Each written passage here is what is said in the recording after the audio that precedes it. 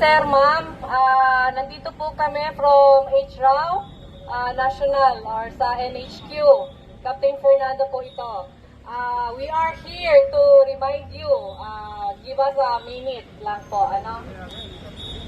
Again, uulitin po natin. We are in a public assembly. So we need to be in 100 meters distance from them. Again, 100 meters from them po. At uulitin po ulit natin, maximum tolerance po tayo. Maximum tolerance. If there is actual violence, let the ground commander instruct or give advice. Ano po, sir? And syempre, no lethal weapons po tayo. Non-lethal weapons po tayo. At ang aking hiling lang po ngayong araw na to, magdasal lang po tayo na maging peaceful ang buong araw, na pare-parehas po ang PNP at ang civilian ay makauli ng matiwasay. Ayos po ba? Okay, good morning from HRAW office. Thank you po.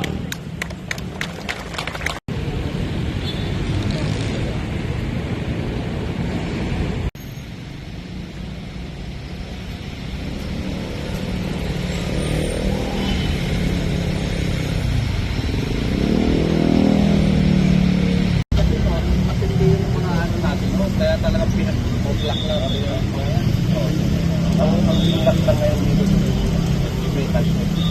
Tapos yung block. Yun ang first time. Sir, konting ano lang sir, konting briefing lang sir. Sir, kamusta yung pag-iikot nyo ngayon? From Region 3, no, pinuntahan natin yung mga tao natin, tinignan natin yung kalagayan nila, kung sila ay natusuportan, pagkain, tubig, at kung okay yung ano natin, yung pag-deploy sa kanila. Okay naman yung mga tao natin. Sir, assessment nyo sa mga tropa ngayon dito, tsaka sa pag-iikot nila galing from Region 3? Hindi naman kasi bago na sa kanila to. I keep on asking sa kanila kung sino yung first time. Halos lahat naman ay na-experience na to, na deploy na rito. So okay naman, kaya nga andito ako para masigurado na yung pangangailangan nila ay maibigay natin. Sir, ready ba sir mga kapulisan natin just in case na magkaroon ng rally, at ano sir yung direktiba nyo sa kanila?